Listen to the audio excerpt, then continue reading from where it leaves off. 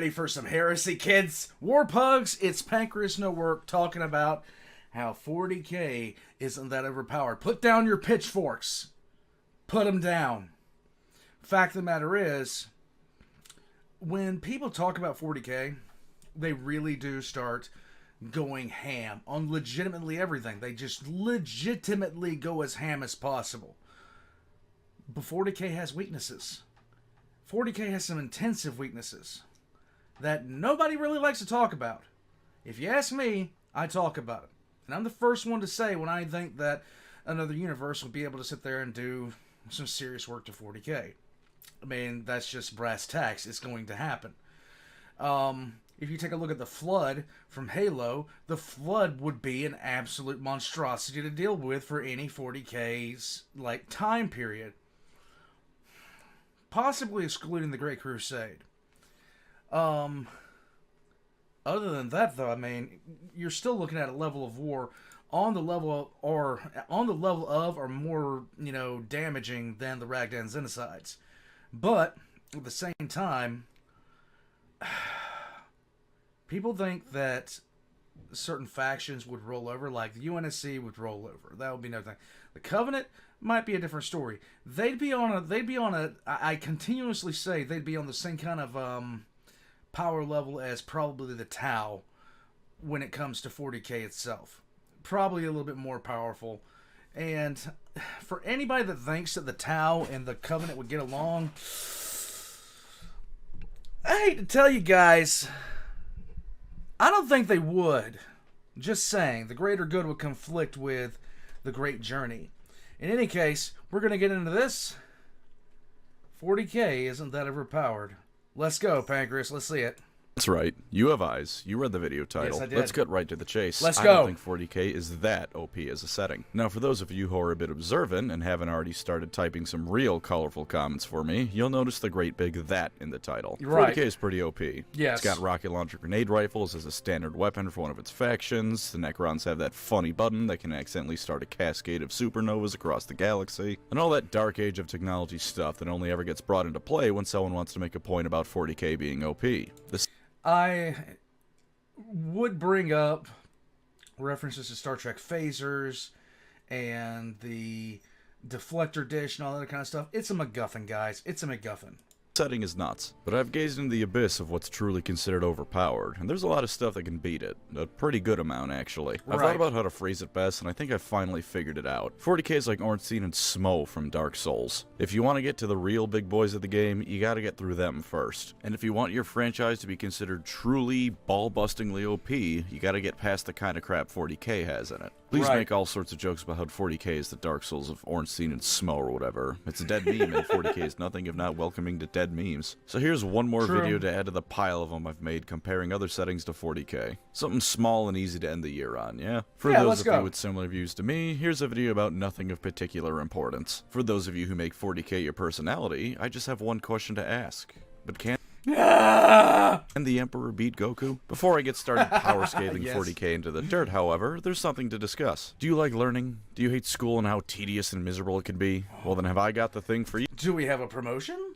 We do. Because this video was sponsored by Brilliant. Brilliant is the premier way to learn math, data science, and computer science. It's got the visuals to keep you interested. It's got the mini games and a level of interactiveness that other places to learn don't have that make it an actual joy to interact with. I don't know what I'm doing. And it's got something even better than that. It's all at your own pace. Do you know how important all of that stuff is? Because good lord is it important. For proof, I have yet another story of little old me in school and falling behind. You know math class. I do too, and it was my kryptonite. There was one class sophomore year of high school where to explain. I would give the answer, and I would never do it the way they wanted me to do it.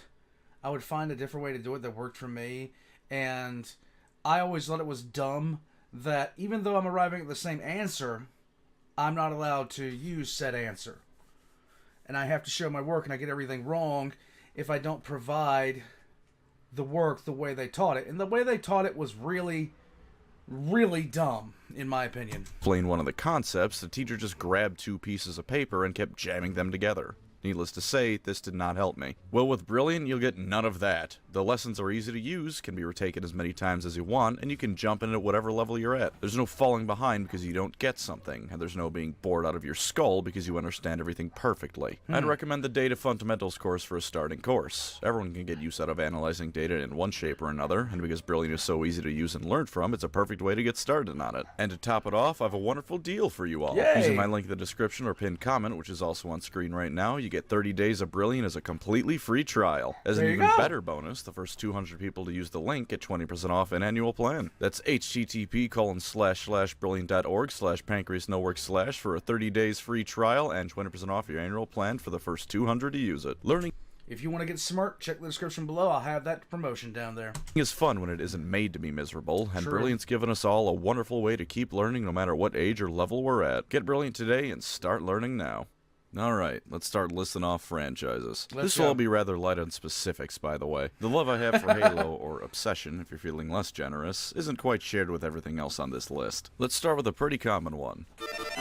Overall, I'd say 40k wins. The tech is bigger and badder, the scale is bigger, and a lot of the Psychers in 40k could demolish the average Jedi or Sith. With that being said, Star Wars has some stuff going for it. The higher-end estimates of the Confederacy place their military at several quadrillion battle droids. That's a lot of wrist rockets you gotta worry about. That's a lot. So drowning out a few Crusade fleets or Orc-Wahs and droids is entirely feasible. And the amount of Force users in Star Wars that veer into being eldritch abominations is a lot higher than you might think if you're not super familiar with the lore. There's Abeloth, which is just straight up an H.P. Lovecraft creature. There's Darth Nihilus, owner of the coolest mask in fiction and a wound in the Force who eats planets for breakfast. True. And do you remember that time Anakin Force chokeslammed 2 gods in the Clone Wars? But despite this, the overall scale and relentless warmongering of 40k means Star Wars is going to go down when you compare it to 40k. See? In some cases, extremely hard. We're easing into things with settings I think 40k can beat. You gotta set the precedent, you know? That being said, I would take a clone trooper over the best guardsman any day of the week. Quite frankly, I'd take a clone over a good deal of Space Marine chapters. Delta Squad would body Cato Sicarius. Dead Space is real only here because I think it's cool, but necromorphs are damn scary. Humanity itself and the aliens in Dead Space probably wouldn't be seeing much competition against Warhammer. The necromorphs, though, those could be a problem. Convergence events and the markers would play merry hell on humanity, Tau, and maybe even the orcs. And a necromorph infestation on the large end of things is going to play a lot like a Tyranid invasion, only even more horrifying. What do I know about Dead Space? Absolutely nothing. So, whatever he says, I'm gonna accept it as gospel here. Imagine a space marine getting necromorphed. That is an unstoppable monster. Granted, being an unstoppable horde of monsters isn't that special in 40k. I mean, there's plenty of those already. A proper Tyranid High Fleet or some orc warbands could probably take on the necromorphs. It'd be risky, and if the necromorphs win, they've got a new Brethren moon. But 40k also has plenty of ways to blow a planet straight to hell, so even the Brethren moons themselves are fair game here. Really, the Brethren moons and necromorphs are pretty fitting in with 40k. They're damn near unkillable to the point that I think shooting off their limbs in Dead Space doesn't actually kill them. It just immobilizes them, shutting them down in a way. Of course, Isaac Clarke was in no way prepared to deal with them, and he managed it, so I'm sure someone like Gilliman or Eldrad could handle things. Another 40k win, but hey, if it's any consolation, Dead Space fans, I'd rather face most threats in 40k than I would a necromorph. I can reason with the Tau at least, or at a stretch an orc. I can't reason with the ghost lady telling me to make us whole. This will probably be a proper video on its own eventually.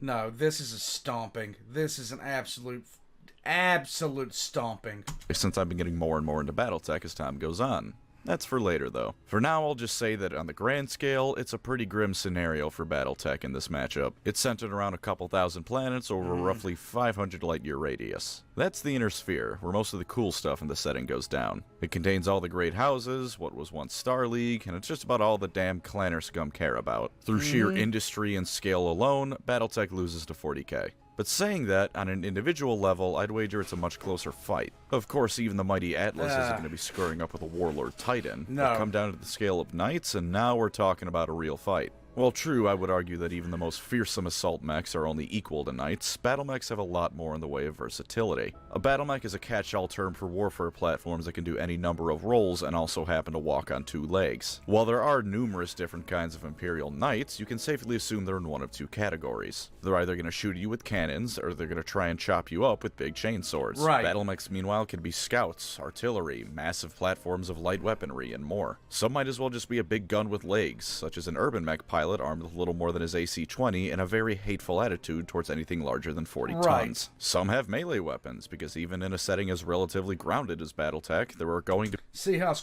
be some people who want to punch things with their giant robot. If you tell me you aren't one of them, I'm gonna call you a liar. There's a lot more you can do with a battle mech than a knight, or just about any of its non-imperial equivalents. And tell me that if nothing else, the Lyran Commonwealth wouldn't be pumping out Titan equivalents the moment they saw what 40k was bringing to the table. There would be people with bigger things than them. That is an insult that House Steiner simply cannot let stand. There's other smaller but still important things as well. BattleTech FTL is fairly reliable, although it is slow, and unless you're skilled enough to jump to pirate points closer to planets, fairly predictable. But hey, there's also no monsters you have to worry about eating your soul whenever you jump to FTL speeds. So overall, BattleTech loses through scale, but on the individual level, it's probably a lot more even. If nothing else, even a light mech stomping on a space marine is going to get the job done. Not much you can do about several thousand pounds of military hardware introducing you to the dirt. But with that, we've given 40k 3 wins so far.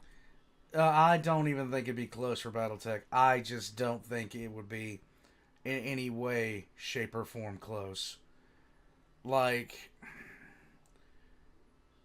I honestly think a 40k x BattleTech scenario would end in an absolute raffle stomp.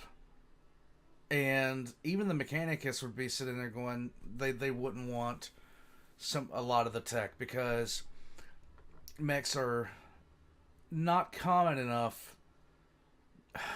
Yeah, it's just, it would be the difference in sheer military scaling alone would be enough, and the fact that an Atlas would just get one tapped by a Warhound, it would be absolutely damn silly.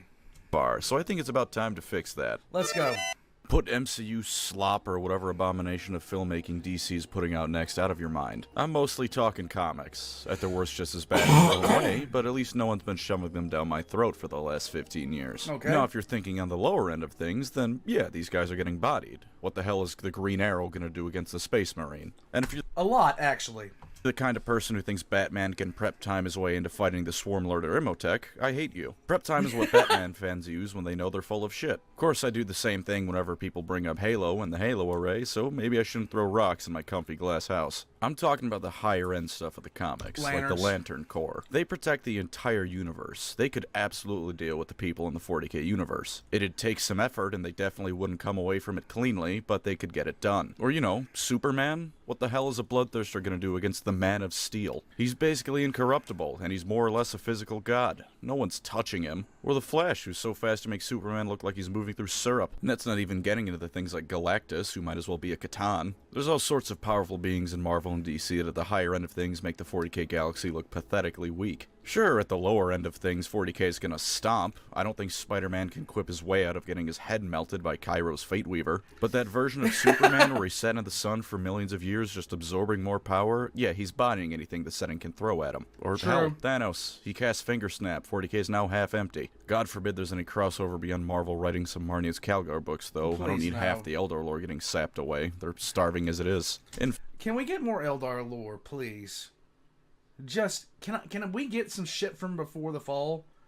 War of the Heavens series, please. In fact, in the spirit of superpowered beings bodying 40k, there's an account called The Drunken Guardsman on Twitter who did a couple of versus tweets about who would win, with one being 40k and the other being someone not from 40k. Omni-Man. One of them was Sanguinius versus Omni-Man. Omni-Man. And truth be told, that was one of the inspirations for this video. Anyways, to answer that who would win question, I have my own question for you. What the hell is Sanguinius gonna do when Omni-Man starts tossing capital ships at him from orbit? There's an argument to be made that maybe 40k could BS its way into a win versus Marvel and DC's stronger characters. Morality in 40k is a funny joke. Maybe they can brutalize the other two settings into defeat. You're not doing that with Viltrumites. No. They're a race of Supermans hell-bent on conquest and don't view other races as being worth jack. They can obliterate entire planets over the course of a few days at most, and have their own vast empire to rival 40k. And while I don't think they're incorruptible in the sense of being immune to chaos, why the hell would any one of them fall to it? They have everything they need and view non-Viltrumites as dirt. I've not read the comics, so I admit maybe I'm missing something, but I think chaos is on the chopping block as much as anyone else. You could argue they might fall to Khorne, and yeah, they might, or they'd see it as selling themselves off to a higher power and tell Khorne to go kick bricks. With the exception of people like Magnus the Red at the very highest level of it, I don't think Psyker powers are going to do anything either. Viltrumites are at that level of physical power that just overwhelms anything else. And now and you got to look at the fact that pretty much if when you have something like a Viltrumite against... The funny thing about it is, as strong as the Space Marines are, they wouldn't be able to track Omni-Man. They wouldn't be able to track him because moving as fast as he could. But they sure as shit would put a pasting on Homelander, I'm just saying. An Eldar Psyker or a Necron Cryptek can prepare whatever spell or incantation to rewrite the Viltrumite out of existence that they want. It doesn't matter if in the time it takes to start casting the spell, Omni-Man can fly around the whole planet and rip their spine out from behind them. Right. And even things like Foresight that a lot of characters in 40k have wouldn't be of much help. Here's my reasoning for that. If you're tied to railroad tracks with no way out, you can safely assume a train is going to run you over eventually. Can't do anything about it, though. And while there's certainly not a lot of Viltrumites, there's enough that you can have a couple dozen of them on a single battlefield if you absolutely must have that. The Viltrumite argument here is pretty much, the same as, drop a Space Marine on Medieval World. It's about the same damn difference here. What the hell's the guard gonna do about one of them, let alone a dozen? Hell, Nothing. If you throw enough of them at the Emperor, he's probably gonna get his shit rocked too. I have an immediate confession to make. I only said enough of them as a peace offering. One of them is probably enough. I doubt yeah, it. Viltrumites beat 40k stuff. I only included them in the video because I have the Omni-Man skin in Fortnite, so if you disagree, I don't feel too passionately about it. But you know what I do feel passionately about? Or really all of Dragon Ball, but Dragon Ball Z is what makes people sit up. You know what I've always found funny? Dragon Ball Z has some pretty fantastic FTL tech in it. I mean, Bulma and Mr. Popo went to Jupiter in like, what, 10 seconds? It takes light 43 minutes to do that. That alone makes it stronger than 40k in significant ways. But let's not kid ourselves. No one cares about Dragon Ball's FTL technology. You're here for angry people screaming and punching each other. Yes. And by God, that's how Dragon Ball Z is gonna kick the hell out of 40k. Now, I think power scaling debates can be pretty whack, even though I've now made 5 videos doing more or less that exact thing. I've never claimed I wasn't a hypocrite. I really don't care about discussing who would win in a fight, Goku or Gear 5 Luffy. It's obviously Goku, so who cares? You're right. That said, I've been a Dragon Ball fan since I was little, and you can't be a Dragon Ball fan without at least being passively aware that there are entire communities of people who sit down and try to figure out exactly how much stronger Goku is from the start of Dragon Ball compared to Super. So in the spirit of the video and being the weeb trash I am, let's do some anime power scaling. Take a Cyberman. They have a power level of roughly 1. 1 Raditz, that is. At half a Raditz, Piccolo could blow up the moon.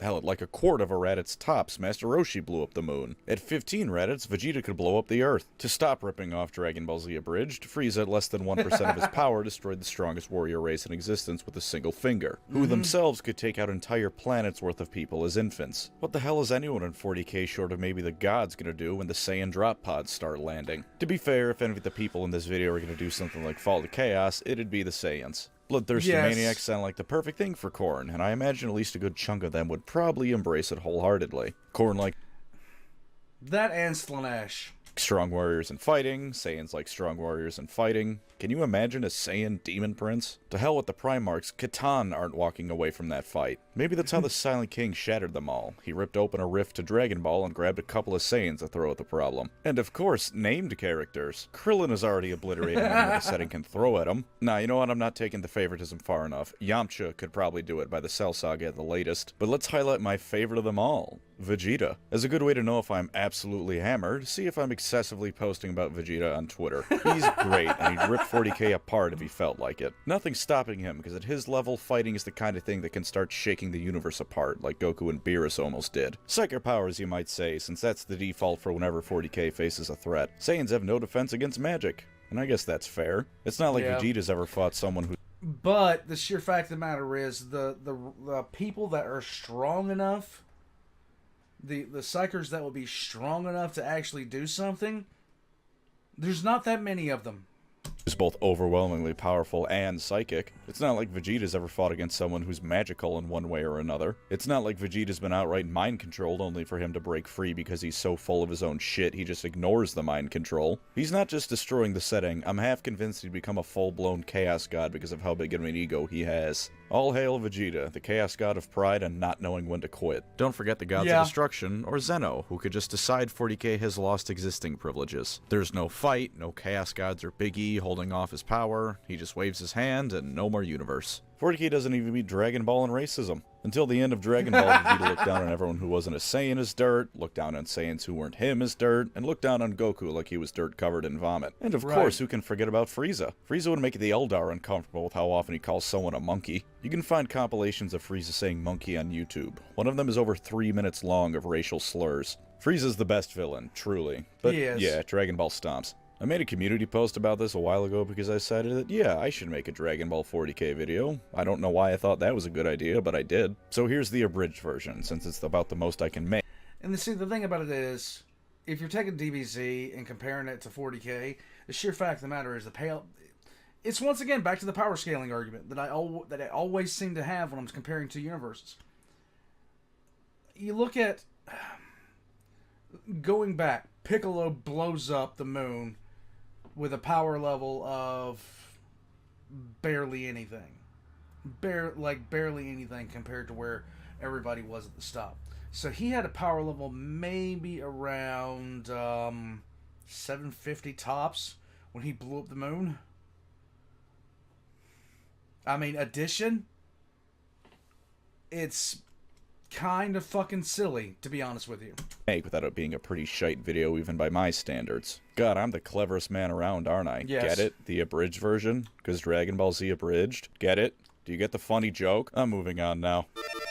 No more anime as a main topic, I tentatively promise. Now for this one, you may be a bit confused. Stellaris isn't really a setting with defined factions and whatnot. I mean, there's the preset empires, and they use the Commonwealth of Man for the trailer that introduced Planet Killers, but nothing beyond that. But look deeper at the things you can find in Stellaris, and it's the sort of thing that would make the Necrons afraid. The endgame tech is the stuff of nightmares. The machine ascension is just straight up Necron biotransference. The end of the cycle is the fall of the Eldar, if instead of just creating the Eye of Terror, it created an Eye of Terror that moved around the galaxy and hunted everyone down. The War in Heaven in Stellaris isn't some mythical background event, it's two colossally powerful empires unleashing weapons that can crack planets in half at a whim. And that's not even getting into the Become the Crisis path, where your civilization doesn't just reach a point of eclipsing the Eldar or Thousand Suns as Psychers, they become a race of chaos gods. Even before that, there's plenty of powerful things you can do, and with mods it gets even more ballistic, turning entire moons into weapons platforms, quadruple layer ring worlds around your stars, Dyson spheres across the Empire. You can create star-spanning nations that dwarf 40k in all ways possible. And while I'm not going to pretend that half the stuff in it isn't inspired by 40k, and by inspired I mean ripped off, it also takes it all to a new level. You know the Pretherans, aka the Not Tyranids? Unlike the Tyranids, who are ever only hinted at most to be running from something, the Pretheran are running from something. Yes. Something that caused the galaxy to dim and then fade as your scientist watched it.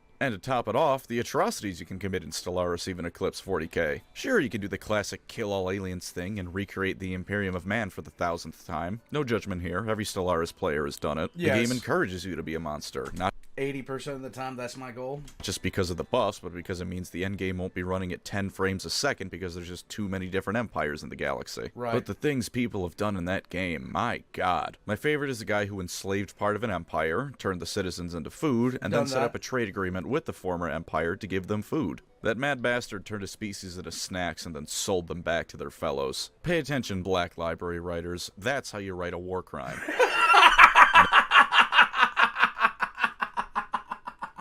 Good times rhymes with war crimes. Now this is one hell of a setting. Here's the thing that inspired the video even more than the Omni-Man vs. Sanguinius tweet. For those of you who've never heard of it, the Zeely sequence of books is a science fiction series written by Stephen Baxter. I have yet to read it fully, but it's more of a setting-driven series and a character one to my knowledge. The people in it are vessels for the universe at large. It is also, to my understanding, one of, if not the single most overpowered setting in all of science fiction. Let's take the Interan Coalition of Governance, or ICOG for short. The ICOG is a brutal dictatorship that makes the Imperium look cuddly and friendly. I'm not just talking xenophobia, I'm talking sending trillions of child soldiers to die against aliens because it's easier to do than building robots or something of that sort. And who can forget skinning aliens known as silver ghosts alive being considered a family-friendly activity, before the concept of family was done away with in favor of more child soldiers. And they're not poorly equipped by any means. They have melta-like weapons that can kill thousands in a single second. Their equivalent of an assault rifle is a gut weapon. If you're anything like me, you might wonder what gut means. To simplify it, take the Big Bang, the event that started our universe. Now turn it into a gun. The ICOG can throw stars at you. In their war against the Zeely, they threw so much shit at the galactic core that the entire thing glowed bright pink. They changed the color of the galaxy because of how violently they were fighting. They have time travel weaponized to the point that they use it to police their empire. If you commit a treasonous act, they don't just kill you. They torture you, kill you, then go back in time and do it to your past self who doesn't even know what the hell you were going to do. Their military is in numbers far beyond the Imperial Guard that makes the old ones look like children, and they have eliminated all non-human life in at least one galaxy. So I bet you're thinking that, damn, the ICOG really is like the Imperium of Man, but even crazier. I bet they're the masters of their setting too, right? Not even fucking close. From the admittance of a member of it, they aren't the destined rulers of all reality, even with all of their tech. He outright compares mankind to vermin, spreading across the stars and multiplying in defiance of those who they know are their betters in every way possible. Let's start with the Transcendence. The Transcendence is humanity from the far, far, far future. What exactly they are is hard to define, because unlike most of the time with this sort of thing, the Transcendents are a race that is actually transcendent. They are to us what we are to ants, and trying to understand them is an exercise in futility. They wanted to create a utopia free of suffering for mankind. Problem is, they couldn't do that if there was any suffering, because they were every human merged into one, but also not, but also yes. If anyone in any timeline was feeling suffering, they were suffering and were weakened for it. Their way of eliminating human suffering was to fold every single timeline into one, and if they couldn't eliminate suffering through this, they would end humanity so it could be free of suffering. Let me clarify that for you, because fold every timeline into one sounds like a lot of nothing. Raise your hand for me and open and close it. There's a timeline where I told you to snap your fingers instead. There's a timeline where I said clap your hands. Those are the only events that are in any way different between those two timelines. This sentence, everything before and after it, and all the history of the world and universe at large are still the same. The Transcendents wanted to forcibly merge every single variation of that choice and every single other timeline created by different choices and events in history into one. They had the capability to do it.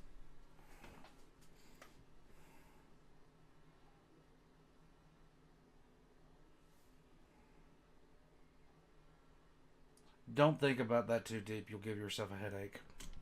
They were gods. They were, to put it lightly, transcendent. They could turn you into a mathematical equation and force you to watch the universe die of premature heat death because you, in particular, pissed them off. Of course, even describing the transcendent as pissed off is tricky because emotions as we understand them just don't fit the bill. And even they were nothing in the end, because, to repeat myself, the Zeely were to them what the Transcendence was to us what we are to ants. With one singular practical exception, the Zeely are unstoppable. Entire galactic superclusters are construction material to them. The Transcendents were tryhards stepping out of their league and were stomped back into the Stone Age along with the rest of humanity by the Zeely. They have existed since the moment the universe formed after the Big Bang, and when that wasn't enough for their plans, they built an AI called the Anti-Zeely that would go back in time to give them a billion-year head start on civilization building. The stuff their constructs are made out of, rather unimaginatively called Zeely construction material, is 100% energy efficient with absorption. As in, the energy of anything you shoot them with is completely absorbed and ignored, no matter how powerful. To them, a supermassive black hole in the surrounding galaxy isn't a new place to conquer or explore and colonize, it's a computer. The 20,000-year war the ICOG waged against them ended with the Zeely leaving the galaxy not because mankind truly won, but because the Zeely were sick of humanity's crap and left them to their fate. For a good chunk of the war, the Zeely just ignored humanity because mankind was that far beneath them. And by the way, when I say the Zeely, I don't mean the race of the Zeely. I mean the Zeely, singular, who was in the Milky Way galaxy. They used entire galaxies to construct a ring millions of light years across that would send them to entirely different realities. Their weapons could bisect entire galaxies, and their leftover junk was the sort of thing that catapulted lesser species into a golden age. They were the undisputed masters of baryonic matter. You, your house, your school, your place of work, if it can be considered a thing, the Zeely can rework it and the laws of physics that make it possible to suit their needs. And in what you might consider a bit of a twist, they were ultimately benevolent. Their ring wasn't a weapon, it was an escape route, because the only thing capable of beating the Masters of Matter were the Masters of Dark Matter, the Photino birds. All you need to know about them is that the Zeely were fighting a war against them and losing badly. The birds were introducing premature heat death into the entire universe for the sole reason of making reality more comfortable to them. The Zeely time-traveled back to the beginning of existence itself to get themselves a head start, because otherwise they couldn't save anyone from a universe that would die billions of years early. And it's at least partially implied that the birds weren't even aware aware they were fighting a war against the Zeely. The setting isn't going to win against 40k. The setting isn't going to realize it and 40k are in a war. You know what the kicker is? This setting, with all of its tech that could rewrite 40k out of existence? With time-traveling AI, rewriting the laws of physics and objects that can take the force of the Big Bang and not even notice? It's hard sci-fi. The biggest scientific inaccuracies within the Zeely sequence aren't because that's not how reality works, they're because our understanding of science has advanced since the books were written. Their time travel works because of general relativity and how approaching light speed warps time and space around you. Right. Changing universal constants like the Silver Ghosts do, who by the way aren't even particularly powerful within the setting, would result in AI with infinite computation power that can give you the answer to your question before you ask it. In theory, almost everything in these books is or was considered fully possible to one degree or another. Have fun with that thought. No. A few other things popped in my head that I couldn't think of enough words to make entire segments out of, but wanted to mention them regardless. Let's go. For starters, I lied about there being no more anime because Gurren Lagann is up first. Explain to me how 40k is going to fight this thing off. You can't grimdark only war your way into beating it. Simone has decided he is manlier than you are, so you lost. I don't make the rules, it just happens. Doom also wins pretty handily, I'd wager. I don't mean the demons or makers, I mean the Doomslayer. That's all that's needed. If you drop the Doomslayer into the Great Rift, within weeks there is no more Great... Drop the Doomslayer's rabbit, and then some Slaaneshi asshole kills his rabbit, and then it's over for everyone.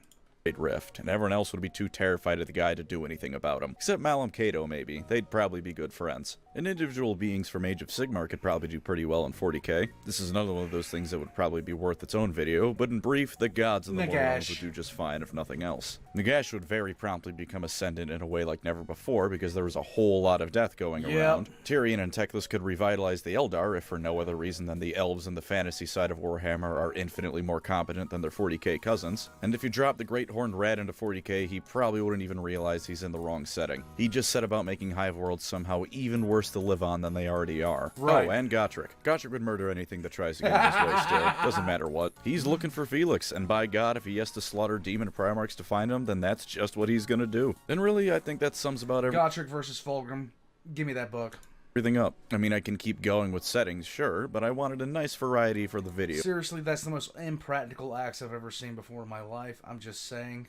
Of can't beat 40k and can beat 40k, and I think I got that. So you may ask, what was the point of this? Well, there's actually two takeaways here. If I put all of this under a guise of matching settings up against Warhammer, I get to talk about things I like without it syncing my channel's analytics. You've all been fooled by my master scheme, get own-zoned. But also, who really cares how OP a setting is? Does it really matter if some schmuck from another setting can beat the Emperor? Enjoy the setting for the wild and wacky stuff you can find in it that you can't quite find anywhere else. I just think it's cool to imagine things like Night Houses going against Assault Lances while the Primarchs and Captain America duke it out in the foreground. It's silly, it's got the same energy as smashing two different action figures together as a kid, and in my mind that's the ideal way to view 40k. Hell yeah. Not as the narrative version of a dick measuring contest. Thank you as always to my wonderful channel members. You are the overpowered piece of technology. Either way, thank you for watching, have a Merry Christmas, and take care out there. Alright, let's hear it.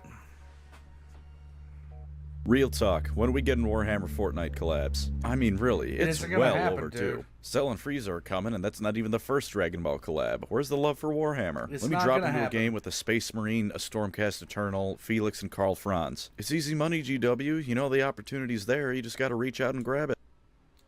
The concept... Like, okay, so seriously, you're going to sit there and ask that of the company that nuked its own fan animation department, which was doing 10 times better than its own publicity department? Your ass? Like, it's never going to happen, dude. There's never going to be a Space Marine Fortnite skin. And the reason there's never going to be a Space Marine Fortnite skin is because GW can't stop self-sabotaging. They just can't stop self-sabotaging. I don't understand why they would continuously do this, but they do it nonetheless. Like, I don't understand GW's constant need to legitimately blow up their own spot. Oh, hey, look, you know, we're getting millions of views on this strange thing called, If the Emperor Had a Text-to-Speech Device. Let's make them nervous so they never make it again.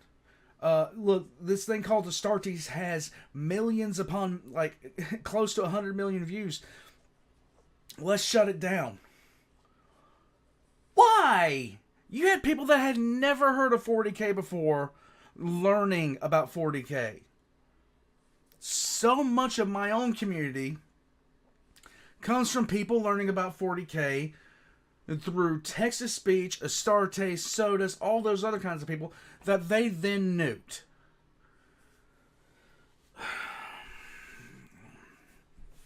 GW, I'm telling you what, the only thing that keeps them afloat is the fact they got a banging product that people love. That's the only thing keeping them afloat. Because quite seriously, if any other company was doing this, you'd call it self-sabotage. Okay. Anyhow,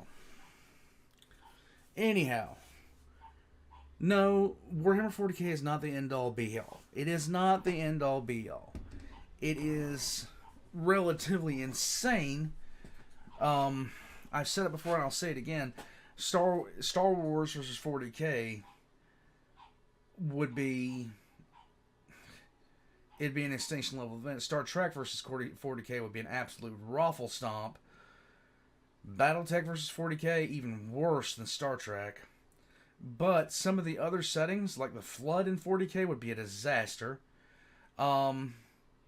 The Viltrumites versus 40K, the Viltrumites would win. I mean, that's a given.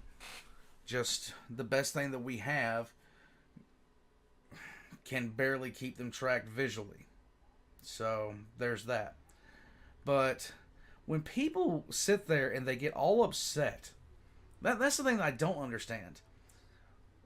Get all upset when you tell them, when you have this kind of discussion, they start bringing up all these wild things and all this other kind of shit, and you're just like, it's not how that works, dude. People get all offended like like you're telling them that their dog sucks. Like, no, your dog is awesome. It's just a different type of dog, you know? It's a different type of power scaling. That's really what it boils down to. That's why I didn't have really argue with the Dragon Ball argument. Because the sheer fact of the matter is, yeah, the Emperor's the Emperor, but Broly threw a fit and blew up an entire galaxy. We're done arguing here. It's a done deal. We're not arguing anymore. Broly threw a fit and blew up a galaxy. Warpugs, check the description down below for all the PancreasNoWork links. Check the description down below for all the links as well. Leave a comment, like, subscribe, and I will catch you guys next time. Merry Christmas, you filthy animals.